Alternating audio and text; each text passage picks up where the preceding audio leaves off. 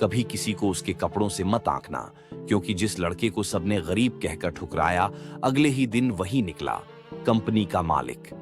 और जब उसने सच बताया, पूरा ऑफिस सन्न रह गया। आप देख रहे हैं मिस्टिक स्टोरीज, जहां हर कहानी में छुपा है एक अनकहा रहस्य। सुबह के ठीक 9 बजे का वक्त था। मुंबई की सड़कों पर भागती भीड़, चमचमाते जूते और हाथों में फाइलें लिए लोग। हर किसी के चेहरे पर सिर्फ एक शब्द लिखा था, सफलता। लेकिन उसी भीड़ में एक चेहरा था जो सबसे अलग था। कंधे पर पुराना बैग, कपड़े हल्के से सिकुड़े हुए, हाथ में एक छोटा डब्बा। नाम था अर्जुन। लोगों ने उसे ऊपर से नीचे तक देखा। ये कौन है भाई? लगता है डिलीवरी वाला है। किसी ने हंसते हुए कहा, ये जगह तुम्हारे लायक नहीं। पर अर्जुन बस मुस्कुराया, क्योंकि वो जानता था कभी कभी सबसे साधारण इंसान ही सबसे बड़ा राज छिपाए बैठा होता है। वो कंपनी में अंदर गया, झाड़ू उठाई और काम शुरू कर दिया। सभी हैरान थे, इतने बड़े ऑफिस में सफाई वाला, और वो भी इतना पढ़ा लिखा दिखने वाला। ऑफिस की मैनेजर थी रिया, सूट पहनने वाली, ऊंची आवाज में बोलने वाली और अपने पद पर घमंड करने वाली। उसने अर्जुन को देखा और बोली, नए आए हो, झाड़ू उठाओ और कॉन्फ्रेंस रूम साफ करो। कमरे में हंसी गूंजी, सबने उसका मजाक उड़ाया। अर्जुन कुछ नहीं बोला, बस आंखें झुका लीं और धीरे से बोला, जी। दिन बीतते गए।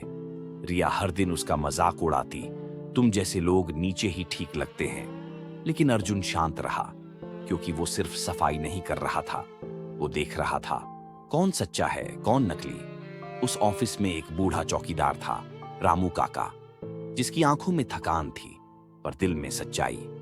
एक दिन अर्जुन ने पूछा, काका, जब लोग आपका अपमान करते हैं तो आपको गुस्सा नहीं आता? रामू काका मुस्कुराए, बेटा, वक्त जब जवाब देता है तो इंसान की जुबान की जरूरत नहीं पड़ती। ये बात अर्जुन के दिल में उतर गई। कुछ दिनों बाद खबर फैली, कंपनी के कैश बॉक्स से पैसे गायब हैं। रिया ने सबसे पहले उंगली उठाई, वो नया सफाई वाला, वही चोर है। सभी की नजरें अर्जुन पर टिक गई। किसी ने कहा, मैंने तो पहले ही कहा था, ये ठीक नहीं। अर्जुन बोला, मैंने कुछ नहीं किया मैडम। रिया चिल्लाई, चुप रहो, तुम जैसे लोग कंपनी पर दाग लगाते हैं। सन्नाटा छा गया। अर्जुन बस मुस्कुराया और बोला, सत्य छिपता नहीं, बस वक्त मांगता है। और धीरे से वहां से चला गया।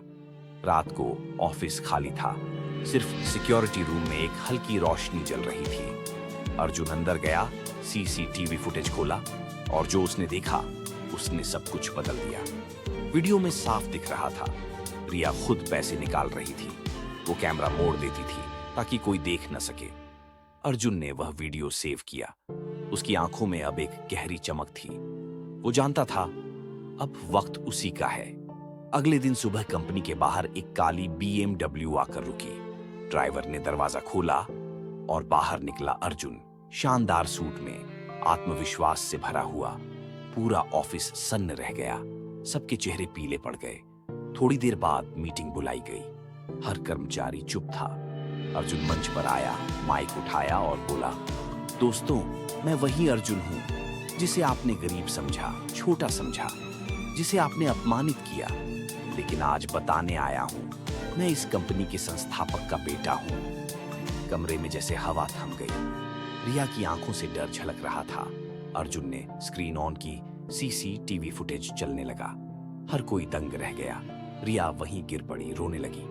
सर, मुझसे गलती हो गई, कृपया माफ कर दीजिए। अर्जुन बोला, रिया, इंसान गलती करता है, पर असली गलती तब होती है जब हम दूसरों को छोटा समझते हैं। वो रामू काका के पास गया, उनका हाथ थामा और बोला, काका, आज से आप इस कंपनी के एथिक्स ऑफिसर होंगे, क्योंकि आपने सिखाया वक्त सबसे बड़ा जवाब देता है। तालियों की आवाज गूंजी। रिया रो रही थी, बाकी सब झुके हुए थे। अर्जुन ने आखिरी बार कहा, कभी किसी को उसके कपड़ों या हालात से मत आंकिए, क्योंकि कई बार जिसे हम सबसे छोटा समझते हैं, वही सबसे बड़ा सबक सिखा जाता है। ऐसी ही रहस्यमयी कहानियां देखने के लिए हमारे चैनल आर मिस्टिक स्टोरीज को लाइक करें, कमेंट करें और सब्सक्राइब करना न भूलें।